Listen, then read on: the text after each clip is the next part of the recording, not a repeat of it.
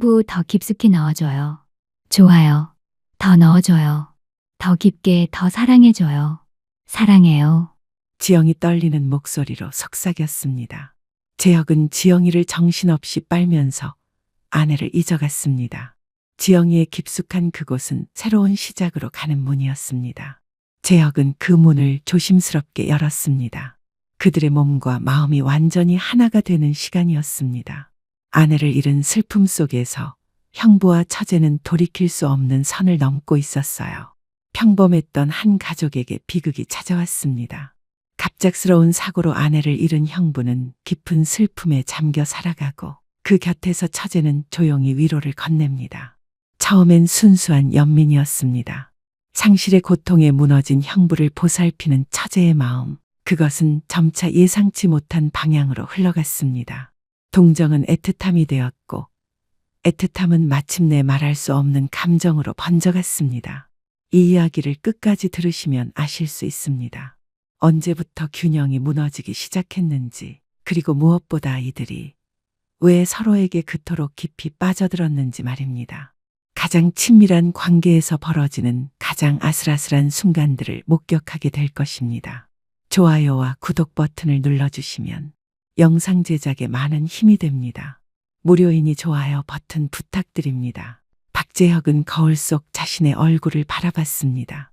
56세 나이에 어울리지 않게 수척해진 모습이 그를 맞이했어요. 3개월 전 그날 이후 그는 완전히 다른 사람이 되어 있었습니다. 그날은 평범한 토요일이었어요. 아내 지혜와 딸 수연이 쇼핑을 나간다고 했을 때 재혁은 회사 일 때문에 함께 가지 못했습니다. 다음에 꼭 같이 가자라고 말했던 것이 마지막 대화였어요. 오후 3시 병원에서 온 전화 한 통이 그의 인생을 송두리째 바꿔놓았습니다. 음주운전자의 신호위반으로 교통사고. 아내와 딸은 현장에서 즉사했다고 했어요. 장례식장에서 재혁은 정신을 잃고 쓰러졌습니다. 27년간 함께한 아내와 23년간 키운 딸을 한 번에 잃은 충격이었어요. 장모님과 처제 지영이 모든 장례 절차를 대신 처리해야 했습니다.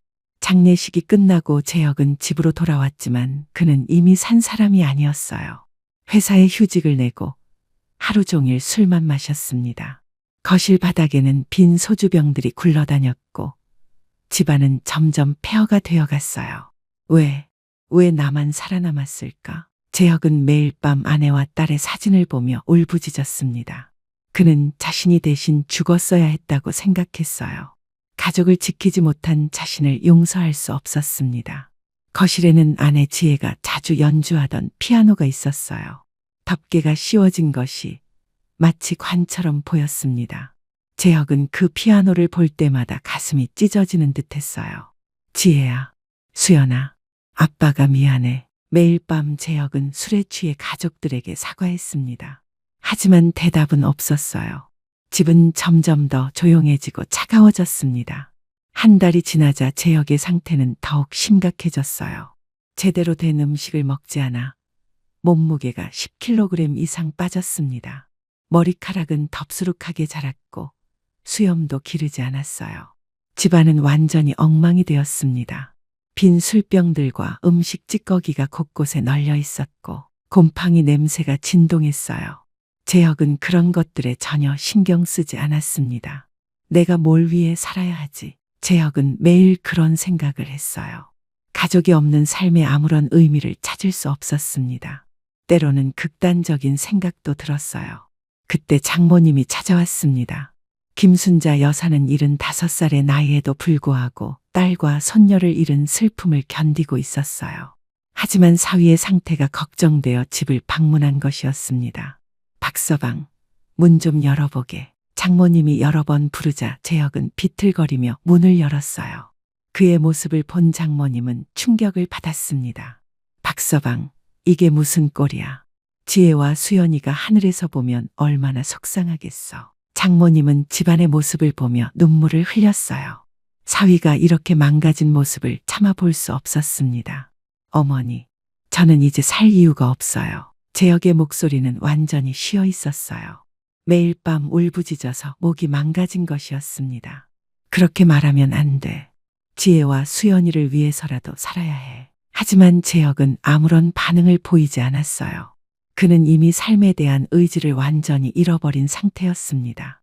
장모님은 집안을 둘러보며 한숨을 쉬었어요. 혼자서는 사위를 돌볼 수 없다는 것을 알았습니다. 그래서 둘째 딸 지영에게 전화를 걸었어요. 지영아, 내 형부가 이상해. 이러다 정말 큰일 날 것 같아. 엄마 왜요? 형부에게 무슨 일이 생겼어요? 집에 와서 직접 봐. 말로는 설명할 수 없어. 지혜 동생인 지영이는 최근 8년간의 결혼 생활을 정리하고 이혼한 상황이었습니다. 남편의 외도 때문에 상처를 받았지만 그보다 더 큰 상처는 언니와 조카를 잃은 것이었어요. 어머니, 제가 가서 형부 돌볼게요. 지영이는 망설임 없이 대답했어요. 언니가 살아있을 때 형부는 항상 자신을 잘 대해주었습니다. 이제 그가 도움이 필요한 상황이라면 당연히 도와야 한다고 생각했어요. 다음 날 오전, 지영이 재혁의 집에 도착했어요. 문을 열고 들어선 순간 그녀는 충격을 받았습니다. 형부, 이게 뭐예요? 거실에는 빈 술병들이 여기저기 굴러다니고 있었어요. 음식 찌꺼기와 쓰레기가 곳곳에 널려 있었고 악취가 진동했습니다. 재혁은 소파에서 의식을 잃고 있었어요. 술에 완전히 취한 상태였습니다. 지영은 그의 어깨를 흔들어 깨웠어요. 형부, 응, 처제가 왜 여기 있어? 재혁은 초점 없는 눈으로 지영을 바라봤어요. 그의 얼굴은 수척하고 창백했습니다. 형부, 이게 무슨 상황이에요? 언니가 보면 얼마나 속상해하겠어요. 지영의 말에 재혁은 다시 눈물을 흘렸어요. 다 내 잘못이야. 형부, 그렇게 말씀하시면 안 돼요. 사고는 형부 잘못이 아니에요. 지영은 재혁을 달래며 집안을 둘러봤어요. 이 상태로는 안 되겠다고 생각했습니다. 그녀는 소매를 걷고 청소를 시작했어요. 3시간 동안 지영은 쓰레기를 치우고 바닥을 닦았습니다. 빈 술병만 수십 개가 나왔어요. 그동안 재혁이 얼마나 많은 술을 마셨는지 알 수 있었습니다. 형부, 샤워하세요. 이 상태로는 안 돼요. 지영은 재혁을 억지로 일으켜 세워 화장실로 데리고 갔어요. 재혁은 비틀거리며 따라갔습니다. 혼자 할 수 있으세요? 응, 괜찮아. 재혁이 샤워하는 동안 지영은 냉장고를 확인했어요. 썩은 음식들 뿐이었습니다. 그녀는 근처 마트에서 장을 보고 와서 간단한 죽을 끓였어요. 형부, 이것만이라도 드세요. 샤워를 마치고 나온 재혁은 조금 정신이 든 것 같았어요. 하지만 여전히 멍한 표정이었습니다. 고맙다, 지영아. 미안해. 미안할 것 없어요. 저도 언니와 수연이를 잃어서 마음이 아파요. 하지만 이렇게 자신을 망치시면 안 돼요. 재혁은 지영이 끓여준 죽을 몇 숟가락 떠먹었어요. 일주일 만에 먹는 제대로 된 음식이었습니다. 형부, 내일부터 제가 매일 올게요. 혼자 두면 안 될 것 같아요. 지영아, 내 생활도 있을 텐데. 괜찮아요. 지금은 형부가 더 중요해요. 그날 밤, 지영은 재혁이 잠든 후에도 거실에 남아 있었어요. 피아노 위에 놓인 가족 사진을 바라보며 언니에게 속삭였습니다. 언니, 형부가 너무 아파해. 내가 잘 돌볼게. 사진 속 지혜와 수연이는 밝게 웃고 있었어요. 마치 지영의 말을 듣고 있는 것 같았습니다. 다음 날부터 지영은 매일 재혁의 집을 찾아갔어요. 아침에 와서 집안 정리를 하고 식사를 준비했습니다. 재혁은 여전히 술을 마셨지만 조금씩 음식도 먹기 시작했어요. 일주일이 지나자 재혁의 얼굴에 조금씩 생기가 돌기 시작했습니다. 하지만 여전히 말은 거의 하지 않았어요. 형부, 오늘은 날씨가 좋으니 밖에 나가서 산책이라도 해요. 싫어. 나는 여기 있을 거야. 재혁은 집 밖으로 나가는 것을 거부했습니다. 밖에 나가면 아내와 딸이 없는 현실을 더 생생하게 느끼게 될 것 같았어요. 2주째 되던 날, 지영은 피아노를 만져봤습니다. 먼지가 쌓여 있었지만 언니가 생전에 자주 연주했었어요. 형부, 이 피아노 언니가 자주 쳤죠? 재혁은 피아노를 바라보며 눈물을 흘렸어요. 언니 피아노 정말 잘 쳤어요. 저도 배웠지만 언니만큼은 못해요. 처제도 피아노를 치니? 네, 가끔 피아노 과외도 하곤 했어요. 재혁은 지영이를 새로운 눈으로 바라봤습니다. 한 달 동안 자신을 돌봐준 처제에 대해 제대로 알지 못했다는 것을 깨달았어요. 미안해, 지영아. 너에 대해 물어본 적이 없었네. 괜찮아요. 형부가 힘드시니까요. 그날 저녁, 지영은 조심스럽게 피아노 덮개를 열었어요. 재혁은 그 모습을 지켜봤습니다. 한번 쳐봐도 될까요? 재혁은 잠시 망설이다가 고개를 끄덕였어요. 지영의 손가락이 건반에 닿자 조용한 선율이 거실에 울려 퍼졌습니다. 브람스의 자장가였어요. 언니가 조카를 재울 때 자주 연주하던 곡이었습니다. 재혁은 그 소리를 들으며 눈을 감았어요. 3개월 만에 처음으로 찾아온 평온함이었습니다. 지영의 연주는 그의 상처받은 마음을 조금씩 달래주고 있었어요. 곡이 끝나자 두 사람은 한동안 말이 없었습니다. 지영의 눈에도 눈물이 맺혔어요. 언니 생각이 많이 나요. 나도 오랜만에 평온함을 느꼈어. 그날 밤 재혁은 처음으로 술을 조금만 마셨어요. 그리고 지영의 피아노 소리를 떠올리며 잠들었습니다. 재혁은 조금씩 지영이와 대화를 나누기 시작했어요. 대부분 아내와 딸에 대한 이야기였습니다. 지혜는 정말 착한 사람이었어. 27년 동안 화낸 적이 거의 없었지. 수연이는 피아노를 정말 잘 쳤어. 엄마를 닮아서 그런가 봐. 지영은 그런 재혁의 이야기를 들어주며 함께 울었어요. 그녀 역시 언니와 조카에 대한 그리움이 깊었습니다. 괜찮아진 줄 알았는데 재혁은 다시 술을 찾았습니다. 재혁이 심하게 술에 취해서 거실에서 울고 있었어요. 지영이 그를 발견했을 때 그는 피아노 앞에 무릎을 꿇고 있었습니다. 왜 나만 살아남았을까? 재혁의 목소리는 절망에 가득 차 있었어요. 지영은 조심스럽게 그의 옆에 앉았습니다. 형부, 내가 그날 차를 몰았어야 했는데, 내가 대신 죽었어야 했는데. 재혁이 피아노에 머리를 기대며 울부짖었어요. 지영은 그런 그를 바라보며 가슴이 아팠습니다. 형부, 그렇게 말씀하시면 안 돼요. 언니와 수연이가 들으면 얼마나 속상해하겠어요. 하지만 난 더 이상 살 이유가 없어. 모든 것이 끝났어. 지영은 재혁의 어깨에 조심스럽게 손을 올렸어요. 그의 어깨가 격렬하게 떨리고 있었습니다. 저도 매일 후회해요. 그날 언니를 더 붙잡았어야 했는데. 지영의 목소리도 떨렸어요. 그녀 역시 똑같은 죄책감을 안고 있었습니다. 재혁이 고개를 들어 지영을 바라봤어요. 그녀의 눈에도 깊은 슬픔이 고여 있었습니다. 지영아, 너도 많이 아프구나. 네, 저도 매일 아파요. 하지만 형부가 더 아프실 거예요. 재혁은 지영의 얼굴을 자세히 바라봤습니다. 지혜와 닮은 듯하면서도 다른 그녀만의 아름다움이 있었어요. 그를 돌봐준 고마운 사람이었습니다. 지영아, 고마워. 내가 없었다면 난 정말. 재혁의 손이 지영의 손을 덮었어요. 따뜻하고 거친 손이었습니다. 지영은 그 손을 뿌리치지 않았어요. 오히려 그 따뜻함에 마음이 흔들렸습니다. 두 사람의 얼굴이 가까워졌어요. 술 냄새와 눈물의 짠맛이 섞인 공기 속에서 그들은 서로의 상처를 들여다보고 있었습니다. 지영아, 나는 너를. 재혁의 말이 흐려졌어요. 지영은 그의 말을 기다리지 않고 그의 품에 안겼습니다. 두 사람은 서로를 꼭 안고 있었어요. 그것은 단순한 위로를 넘어선 무언가였습니다. 안 돼요.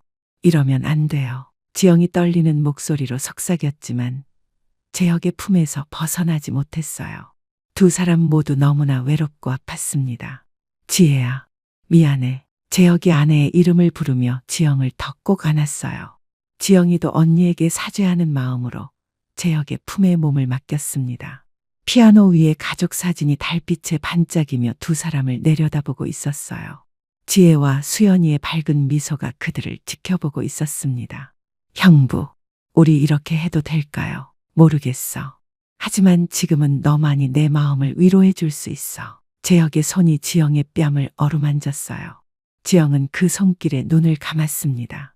두 사람의 입술이 조심스럽게 만났어요. 그것은 절망과 외로움이 만들어낸 금기된 키스였습니다. 키스는 길고 깊었어요. 두 사람 모두 오랫동안 억눌러왔던 감정이 터져나오고 있었습니다. 재혁은 사고 후 처음으로 살아있음을 느꼈고, 지영은 이혼 후 처음으로 누군가에게 사랑받는 기분을 느꼈어요. 형부, 저희 방으로 가요. 지영이 작게 속삭였어요. 재혁은 고개를 끄덕이며 지영의 손을 잡았습니다. 두 사람은 조용히 침실로 향했어요. 침대 위에는 아직 지혜의 흔적이 남아 있었지만 그들은 참을 수 없었습니다. 지영아, 정말 괜찮아? 네, 저도 형부가 필요해요. 재혁은 지영의 옷을 조심스럽게 벗겨주었어요. 성숙한 몸매가 달빛에 드러났습니다. 지영도 재혁의 셔츠를 풀어주며 그의 품에 얼굴을 묻었어요. 형부, 우리 어떠해요? 나도 모르겠어. 지영아. 두 사람은 서로의 몸을 탐험하며 하나가 되었어요. 그것은 단순한 육체적 결합이 아니라 상처받은 두 영혼이 서로를 위로하는 슬프고 아름다운 의식이었습니다. 재혁은 오랜만에 진정한 온기를 느꼈어요. 지영의 부드러운 그곳에 넣으며 그는 살아있음을 실감했습니다. 지영도 마찬가지로 재혁의 품에서 진정한 사랑을 느꼈어요. 형부, 더 깊숙이 넣어줘요. 좋아요. 더 넣어줘요. 더 깊게, 더 사랑해줘요. 사랑해요. 지영이 떨리는 목소리로 속삭였습니다. 재혁은 대답 대신 그녀를 더 꼭 안아주었어요. 아내를 잃은 슬픔 속에서 형부와 처제는 돌이킬 수 없는 선을 넘고 있었어요. 두 사람은 새벽까지 서로를 위로했습니다. 때로는 격렬하게, 때로는 부드럽게. 재혁은 지영이를 정신없이 빨면서 아내를 잊어갔습니다. 지영이의 깊숙한 그곳은 새로운 시작으로 가는 문이었습니다. 재혁은 그 문을 조심스럽게 열었습니다. 그들의 몸과 마음이 완전히 하나가 되는 시간이었습니다. 새벽이 밝아오자 두 사람은 서로를 꼭 안고 있었어요. 지영은 재혁의 어깨에 머리를 기대고 있었고, 재혁은 그녀의 머리카락을 부드럽게 쓰다듬고 있었습니다. 형부, 우리 이렇게 해도 될까요? 언니가 알면 지혜도 우리가 행복하기를 원할 거야. 그리고 지영아, 너 없이는 난 정말 살 수 없어. 지영은 재혁의 말에 눈물이 났어요. 그녀도 이제 재혁 없이는 살 수 없었습니다. 저도 형부 없이는 안 돼요. 이제 형부가 제 전부예요. 그날부터 두 사람의 관계는 완전히 바뀌었어요. 지영은 매일 재혁의 집에 와서 함께 지냈고 밤에는 서로를 사랑으로 위로했습니다. 피아노 앞에서, 침실에서, 거실에서 그들은 어디서든 서로를 갈망했어요. 금기된 사랑 속에서 그들의 감정이 터져나오고 있었습니다. 지영아, 매일 너와 함께 있고 싶어. 떨어져 있기 싫어. 저도요, 형부. 하루라도 못 보면 안 될 것 같아요. 재혁은 겨우 혼자서 간단한 일상을 할 수 있게 되었어요. 하지만 여전히 술을 끊지 못했고 밤마다 악몽에 시달렸습니다. 어느 날 밤, 재혁이 심하게 술에 취해서 지영에게 말했어요. 지영아, 고마워. 내가 없었다면 난 진작에 따라갔을 거야. 그 말에 지영은 가슴이 덜컹했습니다. 재혁이 극단적인 생각을 하고 있었다는 것을 알았어요. 형부, 그런 말씀 하시면 안 돼요. 언니와 수연이가 얼마나 슬퍼하겠어요. 하지만 정말로 그때는 난 더 이상 살 이유가 없었어. 지영은 재혁의 손을 잡았어요. 형부, 저도 언니와 수연이를 잃어서 매일 아파요. 하지만 우리가 기억해야 해요. 재혁은 지영의 말에 잠시 생각에 잠겼습니다. 그리고 작게 고개를 끄덕였어요. 그날 밤, 지영은 재혁이 잠든 후에도 거실에 남아 있었습니다. 피아노 위에 가족 사진을 바라보며 언니에게 속삭였어요. 언니, 미안해. 나 용서해 줄 거지. 정말 미안해, 언니. 나 언니가 너무 보고 싶다. 형부는 내가 잘 돌볼 테니까 걱정하지 마. 시간이 지나면서 지영은 재혁에게 특별한 감정을 느끼기 시작했어요. 처음에는 동정심이었지만 점점 다른 감정으로 변해가고 있었습니다. 재혁이를 돌보면서 그의 다정한 모습을 알게 되었어요. 언니를 얼마나 사랑했는지, 딸을 얼마나 아꼈는지 알 수 있었습니다. 하지만 지영은 그런 감정을 스스로 경계했어요. 재혁은 언니의 남편이었고 지금은 상처받은 상태였습니다.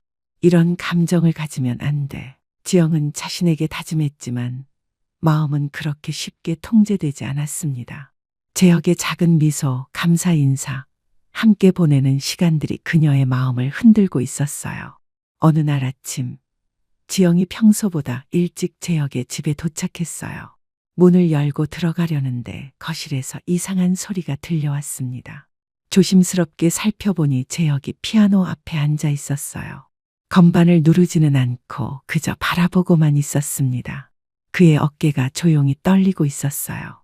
지영이 조심스럽게 다가가자 재혁은 깜짝 놀라며 돌아봤어요. 그의 눈은 빨갛게 충혈되어 있었습니다. 형부, 괜찮으세요? 여기서 뭘 하고 계세요? 재혁은 피아노를 바라보며 눈물을 흘렸습니다. 지혜가 매일 밤 여기 앉아서 수연이에게 자장가를 쳐줬어. 나는 소파에 누워서 그 소리를 듣는 게 하루 중 가장 행복한 시간이었지. 지영은 재혁의 옆에 조심스럽게 앉았습니다. 맞아요. 언니가 피아노를 정말 잘 쳤어요. 어렸을 때부터 저보다 훨씬 잘했죠. 지영은 조심스럽게 피아노를 쓰다듬었어요. 검은 건반과 흰 건반이 규칙적으로 배열되어 있었습니다. 언니의 흔적이 그대로 남아있는 것 같았어요. 제가 피아노 연주해 드릴까요? 재혁은 잠시 망설이다가 고개를 끄덕였어요. 지영의 손가락이 건반에 닿자 조용한 선율이 거실에 울려 퍼졌습니다. 그것은 즐거운 나의 집이라는 곡이었어요. 지영이가 가장 좋아하는 노래였죠. 아내가 기분 좋을 때마다 그 곡을 연주하며 노래 불렀습니다. 재혁은 그 소리를 들으며 눈을 감았습니다. 지혜가 연주하던 그 시간들이 떠올랐어요. 곡이 끝나자 두 사람은 한동안 말이 없었어요. 지영의 눈에 눈물이 맺혔습니다. 언니 생각이 너무 많이 나요. 나도.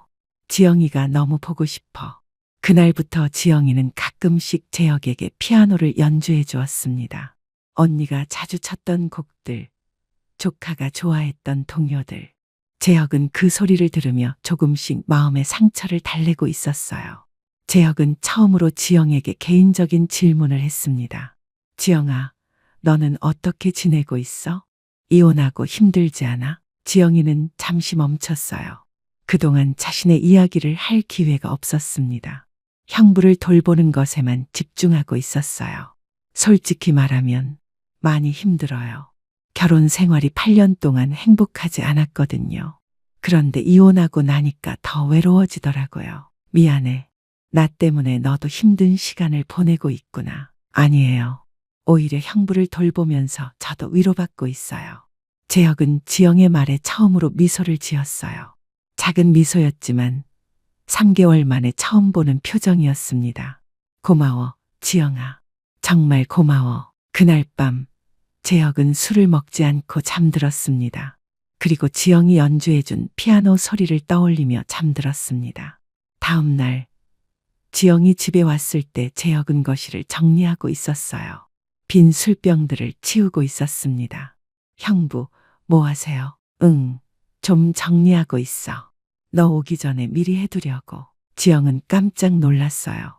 재혁이 스스로 뭔가를 한다는 것은 큰 변화였습니다. 형부, 많이 좋아지셨어요. 너 덕분이야. 그런데 지영아, 너는 언제까지 나를 돌볼 거야? 너의 생활도 있을 텐데. 지영은 잠시 망설였어요. 실제로 그녀도 생계를 위해 피아노 과외를 해야 했지만 재혁이 걱정되어 미루고 있었습니다. 형부가 완전히 회복될 때까지요. 아직 혼자 두기엔 불안해요. 미안해. 너에게 너무 많이 의지하고 있나 봐. 아니에요. 저도 혼자 있으면 더 우울해져요. 이렇게 형부와 함께 있으면서 언니 이야기도 할 수 있고. 재혁은 지영의 말에 고개를 끄덕였어요. 그는 처제가 자신만큼이나 상처받고 있다는 것을 알았습니다. 그날 저녁, 재혁은 처음으로 지영과 함께 저녁을 준비했어요. 간단한 찌개를 끓이는 것이었지만 그에게는 큰 의미가 있었습니다. 형부, 요리 잘하시네요. 지혜가 가르쳐줬어. 가끔 지혜가 아플 때 내가 해줬거든. 두 사람은 함께 식사를 하며 옛날 이야기를 나누었어요. 지혜와 수연이의 추억 그리고 각자의 삶에 대한 이야기들. 지영아, 너는 왜 이혼했어? 남편이 다른 여자가 있었어요. 알고 나니까 더 이상 같이 살 수 없더라고요. 힘들었겠다. 네. 그래도 지금은 괜찮아요. 오히려 홀가분해요. 재혁은 지영의 강한 모습에 감동받았어요. 그녀도 상처를 받았지만 그것을 이겨내고 있었습니다. 그날 밤 재혁은 지영이 끓여준 차를 마시며 피아노 소리를 들었습니다. 지영아, 내일부터 나도 뭔가 해보려고 해. 무엇을요? 모르겠어. 하지만 이렇게만 살 수는 없잖아. 지혜와 수연이가 원하는 것도 아닐 거고. 지영은 재혁의 말에 눈물이 났어요. 드디어 형부가 삶의 의지를 되찾기 시작하는 것 같았습니다. 형부, 천천히 하세요. 급할 것 없어요. 고마워, 지영아. 정말 고마워. 그날 밤 재혁은 사고 후 처음으로 악몽을 꾸지 않고 잠들었습니다. 지영이의 피아노 소리가 그의 마음을 달래주었어요. 지영이도 재혁이의 변화를 보며 안도감을 느꼈습니다. 그동안의 노력이 헛되지 않았다는 것을 알았어요. 하지만 그와 동시에 묘한 감정도 느끼고 있었습니다. 재혁을 돌보면서 그에게 점점 더 깊은 애정을 느끼고 있었어요. 그것은 단순한 동정이나 가족애를 넘어선 무언가였습니다. 재혁은 조금씩 일상을 되찾기 시작했어요. 아침에 일어나서 간단한 운동을 하고 지영과 함께 산책도 나갔습니다. 그날 저녁 재혁은 처음으로 지영에게 부탁을 했어요. 지영아, 오늘 밤에 지혜가 좋아하던 곡 좀 쳐줄래? 물론이죠. 어떤 곡이요? 쇼팽 야상곡. 지혜가 자주 쳤던 곡이야. 지영은 피아노 앞에 앉아 쇼팽의 야상곡을 연주했어요.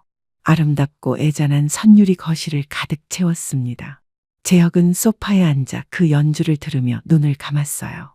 젊은 시절 지혜가 연주하던 그 모습이 떠올랐습니다. 정말 아름다워. 지혜가 들으면 좋아할 거야. 곡이 끝나자 재혁이 박수를 쳤어요. 지영은 미소를 지으며 고개를 숙였습니다. 그날 밤부터 지영의 피아노 연주는 두 사람의 일상이 되었어요. 저녁 식사 후 거실에서 지영이 연주하고 재혁이 듣는 시간이 하루 중 가장 평온한 순간이었습니다. 재혁은 지영에게 솔직한 마음을 털어놓았어요. 지영아, 솔직히 말하면 너에게 점점 의존하고 있는 것 같아. 나쁜 의미가 아니야. 너 없이는 정말 살 수 없을 것 같아. 지영은 재혁의 말에 마음이 흔들렸어요. 그녀도 같은 마음이었습니다. 저도 형부 없이는 힘들 것 같아요. 두 사람의 시선이 마주쳤어요. 그 순간 공기 중에 묘한 긴장감이 흘렀습니다. 재혁의 손이 지영의 손을 덮었어요. 지영은 그 손을 뿌리치지 않았습니다. 우리 이상하지? 아니에요. 저도 같은 마음이에요. 그날 밤 두 사람은 처음으로 서로에 대한 특별한 감정을 인정했어요. 하지만 아직은 선을 넘지 않았습니다. 다음 날부터 두 사람 사이의 분위기가 달라졌어요. 더 친밀해졌지만 동시에 조심스러워졌습니다. 지영은 재혁의 셔츠를 빨아주고 재혁은 지영이 좋아하는 차를 준비해 주었어요. 작은 배려들이 쌓여가고 있었습니다. 형부, 제가 여기 있어도 괜찮을까요? 왜 그런 말을 해? 형부가 회복되시면 저는 가야 하는 거 아닌가요? 재혁은 지영의 말에 당황했어요. 그녀가 떠난다는 생각을 해본 적이 없었습니다. 가지마. 나는 너가 필요해. 지영아, 솔직히 말할게. 너를 처제로만 생각하지 않고 있어. 지영은 재혁의 고백에 얼굴이 빨갛게 달아올랐어요. 저도 형부를. 두 사람은 서로를 바라보며 새로운 감정의 시작을 느꼈습니다. 그것은 금기된 사랑의 전조였어요. 하지만 아직은 서로를 향한 마음을 확인하는 단계였습니다. 피아노 소리가 두 사람의 감정을 더욱 깊게 만들어주고 있었어요. 그날 밤 지영이 연주한 사랑의 세레나데를 들으며 재혁은 깨달았습니다. 그가 지영을 사랑하고 있다는 것을. 재혁과 지영 사이에는 특별한 감정이 자리 잡고 있었습니다. 더 이상 단순한 형부와 처제 관계가 아니었어요. 하지만 둘 다 그 감정을 숨기고 있었습니다. 그날 재혁은 지영에게 특별한 제안을 했어요. 지영아, 이번 주말에 지혜와 수연이 무덤에 같이 갈래? 지영은 깜짝 놀랐어요. 정말 괜찮으세요? 응, 이제 갈 수 있을 것 같아. 너와 함께라면. 토요일 오전 두 사람은 함께 공원 묘지를 찾았어요. 재혁은 긴장한 모습이었지만 지영이 옆에 있어서 용기를 낼 수 있었습니다. 무덤 앞에서 재혁은 무릎을 꿇고 울었어요. 지영도 함께 눈물을 흘렸습니다. 지혜야, 수연아, 아빠가 이제야 왔네. 미안해. 언니 미안해.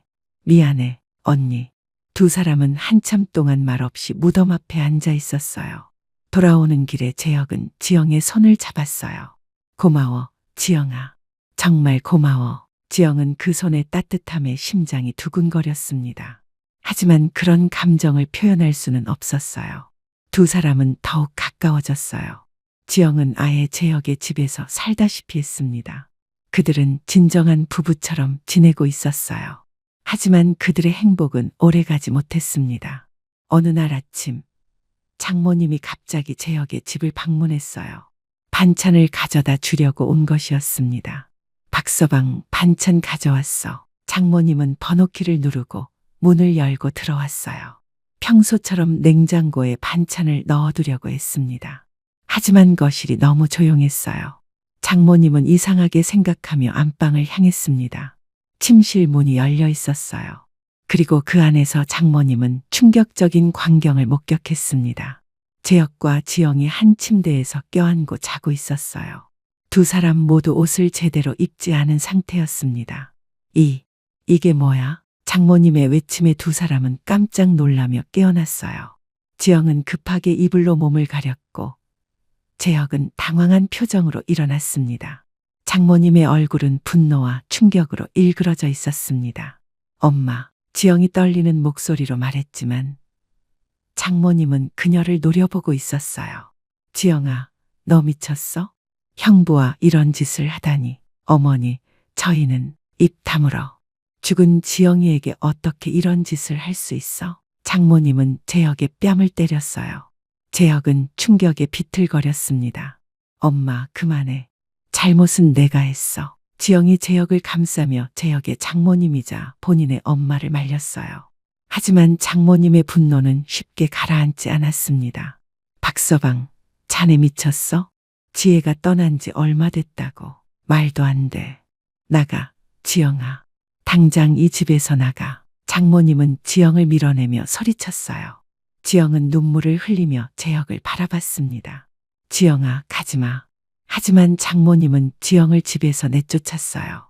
지영이는 울면서 집을 나갔고 재혁은 그녀를 붙잡을 수 없었습니다. 다시는 만나지 마. 절대로. 장모님은 소리쳤어요.